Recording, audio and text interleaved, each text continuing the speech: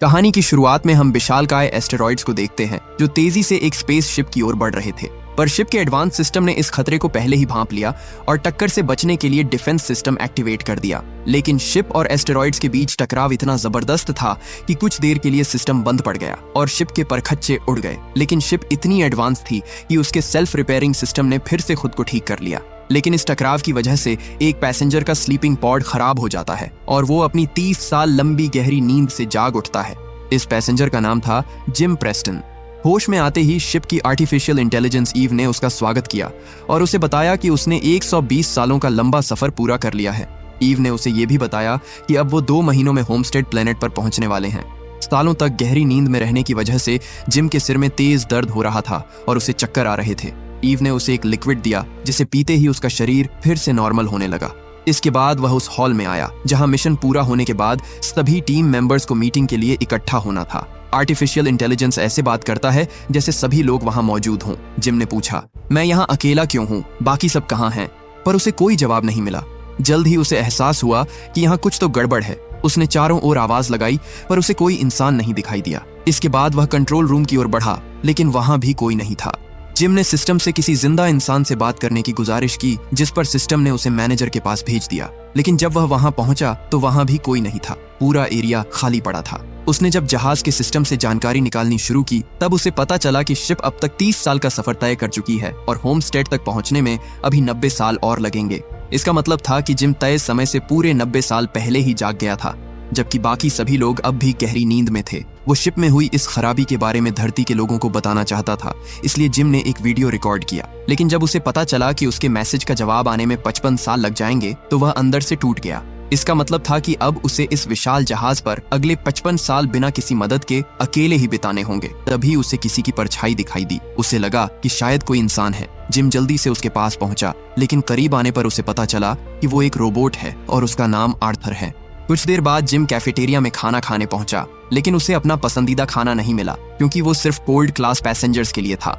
वो शिप पर बूढ़ा होकर नहीं मरना चाहता था और अकेले तो बिल्कुल नहीं। उसने मैनुअल्स पढ़कर पॉड को ठीक करना चाहा, पर पॉड बुरी तरह खराब हो गया था जिसकी वजह से वो अंदर ही फंस गया। लेकिन जैसे तैसे करके वो बाहर आ गया। लेकिन तभी हम देखते हैं कि सिस्टम में नए फेलियर आने शुरू हो गए थे। जिम ने कंट्रोल रूम को एक्सेस करने की कोशिश की। उसने पहले दरवाजे को हथौड़े से तोड़ने की कोशिश की, फिर गैस कट्टर से दीवार काटने लगा, लेकिन दीवारें इतनी ज्यादा मजबूत और मोटी थीं कि उन्हें काटना नामुमकिन था। आखिरकार उसने हार मान ली और बार में जाकर शराब पीने लगा। जिम बोला, मैं बुरी तरह फंस गया हूँ। आर्थर ने कहा, यही तो इंसानों की सबसे बड़ी समस्या है कि हम कहाँ फंस गए हैं, बजाय इसके कि जहाँ हैं वहाँ का आनंद कैसे लें। जिम ने फैसला किया कि जो कुछ उसके साथ हुआ उसे पीछे छोड़कर वो एक नई जिंदगी की शुरुआत करे। खुद को व्यस्त रखने के लिए खेल, डांस और तरह तरह की एक्टिविटीज शुरू कर दी। धीरे धीरे सब कुछ नॉर्मल होने लगा और जिम पहले से ज्यादा खुश रहने लगा। एक दिन वो स्पेस शिप के एयरलॉक एरिया में पहुंचा जहां उसे एक स्पेस सूट मिला। उसने सूट पहना और बाहर निकल गया। जब उसने अपने चारों ओर फैले विशाल अंतरिक्ष को देखा तो उसकी आंखों से आंसू निकल आए। वो अपनी दुनिया का पहला इंसान था जिसने इस अनंत, कभी न खत्म होने वाले ब्रह्मांड को इतने करीब से देखा था। धीरे धीरे 1 साल बीत गया, लेकिन अब जिम बुरी तरह बोर होने लगा था। बात करने के लिए कोई इंसान नहीं था जो उसकी भावनाओं को समझ सके। अंदर का अकेलापन उसे धीरे धीरे खाए जा रहा था। परेशान होकर उसने आत्महत्या करने की सोची, लेकिन आखिरी पल में वो वहां से भाग गया। एक दिन जिम ने अरोरा नाम की एक खूबसूरत लड़की को देखा और उसे देखते ही जिम को उससे प्यार हो गया। उसने अरोरा के बारे में जानकारी जुटानी शुरू की और पता चला कि वो एक राइटर है जो नई दुनिया होमस्टेड पर जाकर अपनी कहानी लिखना चाहती थी। अब जिम का दिमाग बस उसी के इर्द गिर्द घूमने लगा। हर वक्त अरोरा के बारे में ही सोचता रहता, यहाँ तक कि अब वो आर्थर से भी सिर्फ उसी की बातें करने लगा था। जितना वो खुद को उसके बारे में सोचने से रोकने की कोशिश करता, उतना ही वो उसके और करीब आ जाता। एक शाम जब जिम स्क्रीन पर अरोरा का इंटरव्यू देख रहा था, तभी उसकी नजर पास रखे मैनुअल पर पड़ी और उसके दिमाग में एक खतरनाक विचार आया। जिम आर्थर के पास गया और बोला, अगर तुम्हारे पास एक ऐसा तरीका हो जिससे तुम अपनी जिंदगी लाखों गुना बेहतर बना सको, लेकिन वो तरीका गलत हो, तो क्या तुम ऐसा करोगे? उसने जवाब दिया, ये इंसानी जज्बातों से जुड़े सवाल है। अगर तुम अरोरा को जगा दोगे तो तुम्हारा अकेलापन मिट जाएगा और ये तुम्हारे लिए अच्छी बात होगी, लेकिन उसके लिए ये जिंदगी और मौत के बीच का फैसला होगा। जिम जानता था कि ऐसा करना गलत होगा, पर सिर्फ एक अरोरा ही थी जो उसके अकेलेपन को दूर कर सकती थी। अगले दिन जिम ने जल्दी से शेव किया, साफ सुथरे कपड़े पहने और अरोरा के पास आ गया। मैनुअल की मदद से उसने चिपसेट को बाहर निकाला और उसमें शॉर्ट सर्किट करके पॉड को खराब कर दिया। इससे पहले कि अरोरा उसे देख ले, जिम ने फटाफट सामान इकट्ठा किया और उसे एक कमरे में छिपा दिया। अरोरा जब ग्रैंड हॉल में आई तो उसने देखा कि वहां कोई नहीं था। वो इधर उधर देखने लगी और तभी उसकी नजर जिम पर पड़ी। उसने पूछा, क्रू को तो हमारे जागने से 1 महीने पहले उठ जाना चाहिए था, लेकिन मुझे तो यहाँ कोई दिखाई ही नहीं दे रहा। वो अरोरा को हॉल में ले गया जहां उसे पता चला कि प्लेनेट अभी उनसे 90 साल की दूरी पर है। सब लोग अपने स्लीपिंग चैम्बर्स में सो रहे हैं, सिर्फ हम दोनों ही जगह हैं। अरोरा ने कहा कि हमें मदद की जरूरत है। जिम ने जवाब दिया, हमारी मदद कोई नहीं कर सकता। मुझे जगे हुए 1 साल से भी ज्यादा हो चुके हैं। मैंने कंट्रोल रूम को एक्सेस करने की कोशिश की पर इसे खोल पाना नामुमकिन है। अरोरा काफी थक चुकी थी, इसलिए वो सोने के लिए अपने कमरे में चली गई। इसके बाद जिम आर्थर के पास आया, लेकिन उसके चेहरे पर खुशी नहीं थी। उसने कहा, अरोरा जाग गई है। मैं चाहता हूँ कि तुम ये सीक्रेट रखो कि मैंने उसे जगाया है। उसने भरोसा दिलाया कि वो अरोरा को इस बारे में कभी पता नहीं चलने देगा।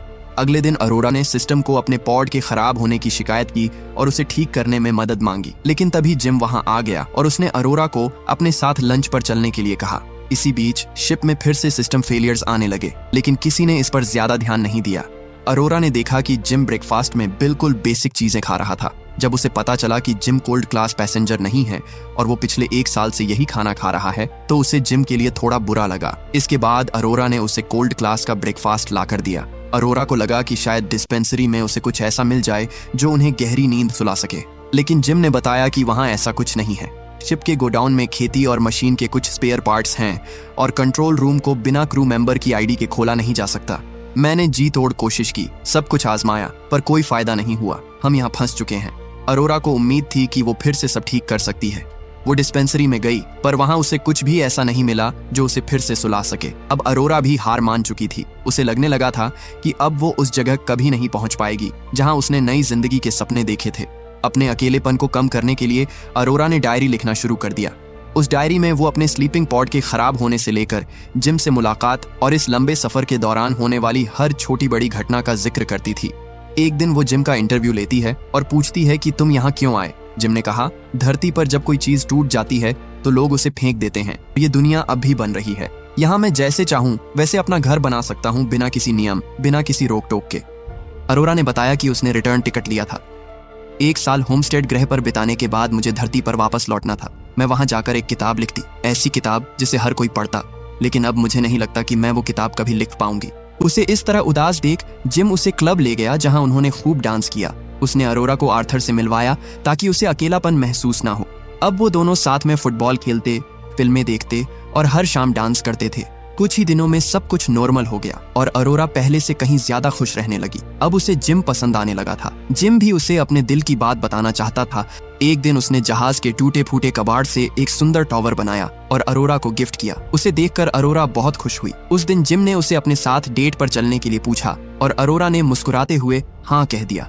डिनर के बाद वो दोनों आर्थर के पास गए जहां उन्होंने थोड़ी सी वाइन पी। इसके बाद जिम अरोरा को स्पेस में ले गया। अपने चारों ओर फैले अंतरिक्ष को देखकर अरोरा इमोशनल हो गई। उसके लिए ये सब किसी सपने के सच होने से भी बढ़कर था।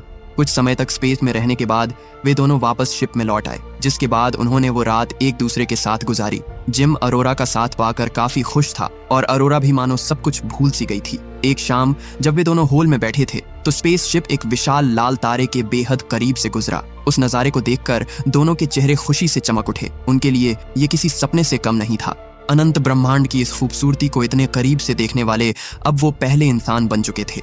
अरोरा ने अपने इस सफर में इतना कुछ देख लिया था कि अगर वो सब कुछ बताने बैठे तो पूरी जिंदगी भी कम पड़ जाए। जिम अब अरोरा से शादी करना चाहता था, इसलिए उसने उसे प्रपोज करने का फैसला किया। अरोरा से बात करते वक्त आर्थर ने उसे बताया कि जिम आपको देखने के लिए बहुत बेताब थे। वो महीनों तक सोचते रहे कि आपको जगाए या नहीं।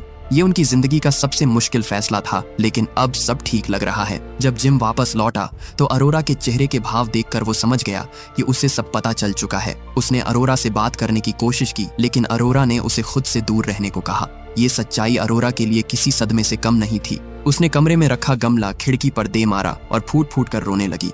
इस एक सच्चाई ने रातों रात जिम की पूरी दुनिया बदल दी। अरोरा के साथ जिस जिंदगी के सपने उसने देखे थे वो अब चकनाचूर हो चुके थे। उस दिन के बाद से दोनों एक दूसरे से दूर रहने लगे। जिम ने कई बार अरोरा से बात करने की कोशिश की, लेकिन वो इतनी गुस्से में थी कि हर बार उसे छोड़कर चली जाती। एक रात जब जिम अपने कमरे में सो रहा था, तभी अचानक अरोरा उसके कमरे में घुसी और उस पर हमला कर दिया। उसने जिम को बुरी तरह पीटा और गुस्से में एक लोहे की रॉड उठाकर उसकी जान लेने की कोशिश की, लेकिन जैसे ही उसकी नजर जिम के चेहरे पर पड़ी, उसके हाथ कांपने लगे और अगले ही पल उसने रॉड नीचे फेंक दी।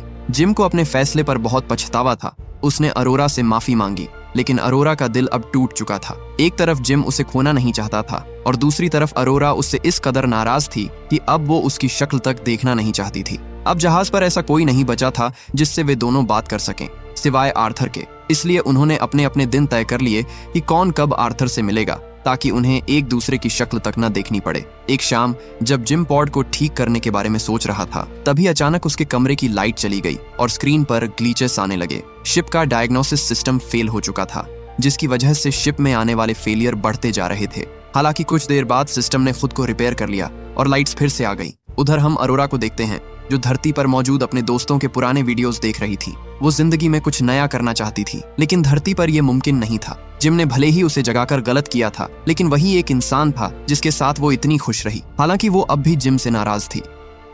अगली सुबह जब उसकी आंख खुली तो उसने ग्रैंड हॉल में एक पेड़ उगा हुआ देखा, जिसकी पत्तियां बिल्कुल असली थीं। जब वो नाश्ते के लिए कैफेटेरिया पहुंची तो अचानक सिस्टम फेल हो गया और सारा खाना बाहर गिर पड़ा। जिम भी लिफ्ट में फंस चुका था, पर जैसे तैसे करके वो बाहर आ गया। जब वो ग्रैंड हॉल पहुंचे तो उनकी नजर शिप के टेक चीफ मैथ्यू पर पड़ी, जो पोर्ट में आई तकनीकी खराबी के चलते 30 साल की गहरी नींद से जाग गए थे। जब उन्हें पता चला कि प्लेनेट उनसे अभी 88 साल दूर है और सिर्फ वही तीनों जगह हैं, तो वो समझ गए कि कुछ तो गड़बड़ है। ये स्लीपिंग पोड्स कभी खराब नहीं हो सकते। इसका मतलब था कि शिप में ही कोई गड़बड़ है।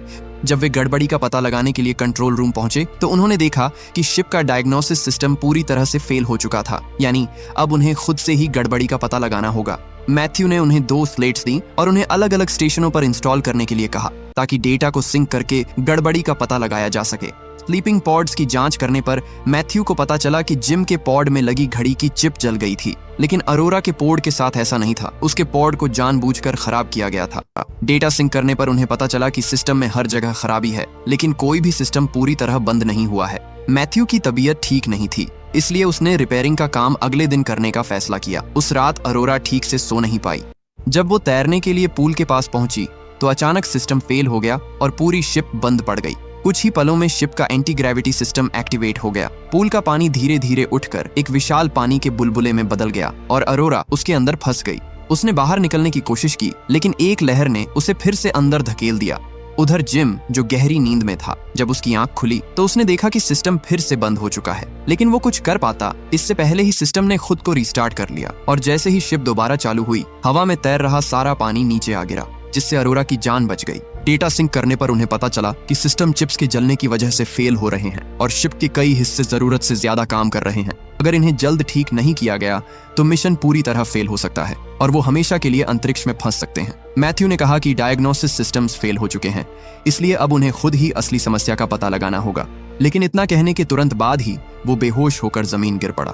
जांच करने पर पता चला कि उसे 1-2 नहीं बल्कि 1000 से भी ज्यादा बीमारियां हो चुकी हैं, जिसका मतलब था कि वो ज्यादा समय तक जिंदा नहीं रह पाएगा। और ये सब उसके स्लीपिंग पोड में हुई गड़बड़ी के कारण हुआ था। सिस्टम ने उसे कुछ मेडिसिन दी जो उसे कुछ दिनों तक जिंदा रख सकती थी, लेकिन मैथ्यू ने उन्हें लेने से मना कर दिया। समय बहुत कम था, इसलिए मैथ्यू ने जिम को अपना आईडी दिया और कहा गड़बड़ी ढूंढकर उसे ठीक करना अब उसकी जिम्मेदारी है। ये कहने के कुछ देर बाद ही उसकी मौत हो गई। कुछ वक्त बीता ही था कि तभी शिप का सिस्टम फिर से बिगड़ने लगा और पूरी शिप बंद पड़ गई। आर्थर तो जैसे पागल सा हो गया। वो अपना चेहरा टेबल पर रगड़ने लगा, लेकिन ठीक समय पर जिम ने उसकी चिप निकाल दी और आर्थर तुरंत बंद हो गया। डेटा सिंक करने पर उन्हें पता चला कि असली समस्या पावर प्लांट में है। जैसे ही दरवाजा खुला, चिप में बने बड़े छेदों से ऑक्सीजन तेजी से बाहर निकलने लगी। दबाव इतना ज्यादा था कि जिम और अरोरा भी उन छेदों की तरफ खींचने लगे, लेकिन समय रहते जिम ने छेद बंद कर दिया, जिससे दोनों की जान बच गई। उन्होंने देखा कि एस्टेरॉइड्स के टकराने से शिप बुरी तरह डैमेज हो गई थी और शिप के न्यूक्लियर रिएक्टर को कंट्रोल करने वाला सिस्टम भी पूरी तरह खराब हो गया था। लेकिन अच्छी बात यह थी कि शिप के खराब हिस्सों को बदला जा सकता था। जिम ने तुरंत जली हुई चिप्स बदल दी और कुछ ही देर में शिप फिर से चालू हो गई। उन्होंने देखा कि रिएक्टर की वजह से शिप का तापमान लगातार बढ़ता जा रहा है। अगर जल्द ही हीट को बाहर नहीं निकाला गया तो शिप ब्लास्ट हो जाएगा और सब मारे जाएंगे। किसी एक को बाहर जाकर मैन्युअली उस दरवाजे को खोलना होगा ताकि हीट बाहर निकल सके। इसलिए उसने अपना बैंड अरोरा को दे दिया ताकि अगर वो वापस न लौटे तो कम से कम अरोरा शिप को एक्सेस कर सके। ये देखकर अरोरा की आंखों में आंसू आ गए।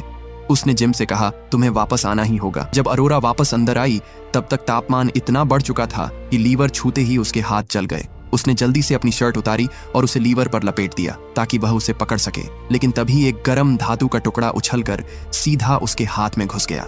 इसी बीच जब जिम ने रिएक्टर रूम का दरवाजा खोलने की कोशिश की तब उसने देखा कि मैन्युअली ऑपरेट करने के बाद भी सिस्टम उसे खुला नहीं रख पा रहा था। इसका मतलब था जब तक सारी हीट बाहर नहीं निकल जाती उसे वहीं रुककर अपने हाथों से दरवाजा पकड़े रखना होगा।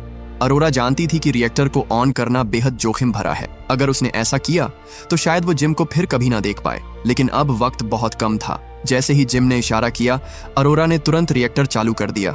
जिम ने खुद को शील्ड से ढक लिया और कुछ ही मिनटों में हीट वेंट के रास्ते बाहर निकल गई और रिएक्टर ठंडा हो गया। इसके बाद शिप ने ऑटो रिपेयर मोड में जाकर खुद को ठीक करना शुरू कर दिया और कुछ ही देर में सब फिर से नॉर्मल हो गया। जिम की जान तो बच गई थी, लेकिन उसके सूट में छेद हो चुका था और उसकी सेफ्टी केबल भी टूट गई थी, जिससे वो धीरे धीरे शिप से दूर जाने लगा। जिम ने अरोरा से कहा, काश हम 90 साल बाद मिले होते, मैं तुम्हारे लिए एक घर बनाता और तुम्हारी किताब भी पढ़ता। अरोरा ये सुनते ही घबरा गई। उसने तुरंत अपना स्पेस सूट पहना और स्पेस में आ गई। उसने जिम तक पहुंचने की कोशिश की, लेकिन उसकी केबल छोटी पड़ गई। वो रोने लगी। उसे लगा कि जिम अब जा चुका है, लेकिन तभी उसकी नजर उस पतली केबल पर गई जो अभी भी जिम के सूट से जुड़ी हुई थी। अरोरा ने वो केबल पकड़ी और जिम को वापस शिप में ले आई, लेकिन इतने देर तक स्पेस में रहने के कारण जिम का शरीर पूरी तरह से जम चुका था। उसे मशीन पर लिटाते ही मशीन ने उसे स्कैन करना शुरू कर दिया और बताया कि उसकी मौत हो चुकी है। उसने तुरंत मैथ्यू की आईडी से सिस्टम को एक्सेस किया और जिम को जिंदा करने के लिए कहा, जिसके बाद मशीन ने कई सारे प्रोसीजर्स उस पर एक साथ ही कर डाले, लेकिन कोई रिजल्ट नहीं आ रहा था। अरोरा पूरी तरह टूट गई, लेकिन तभी जिम ने अपनी आंखें खोली और देखा कि अरोरा उसके पास खड़ी थी। जिम के होश में आते ही अरोरा की खुशी का ठिकाना नहीं रहा। उसने तुरंत जिम को गले लगा लिया। आखिरकार सब कुछ फिर से नॉर्मल हो चुका था। उन्होंने सिस्टम में मौजूद छोटी मोटी खामियों को ठीक कर दिया और शिप एक बार फिर अपनी मंजिल की ओर बढ़ने लगी। जिम ने बताया कि ऑटो डॉक को मॉडिफाई करके एक और स्लीपिंग चैम्बर बनाया जा सकता है। उसने अरोरा से कहा कि वो दोबारा गहरी नींद में जा सकती है। जब उसकी आंखें खुलेंगी तो वो एक नए ग्रह पर होगी। अगर वो चली जाती तो जिम एक बार फिर से अकेला पड़ जाता, इसलिए उसने जिम के साथ ही रहने का फैसला किया। आखिरकार जिम ने उसे वो रिंग दे ही दी जो वह उसे कई सालों से देना चाहता था। अब हम एवेलॉन शिप को देखते हैं, जो 88 साल बाद आखिरकार होमस्टेड प्लैनेट पर पहुंच जाती है। जब क्रू मेंबर्स की आंखें खुली तो उन्होंने ढेर सारे पेड़ पौधे देखे जिसे जिम और अरोरा ने मिलकर लगाया था। और इसी के साथ ये मूवी यहीं पर खत्म हो जाती है।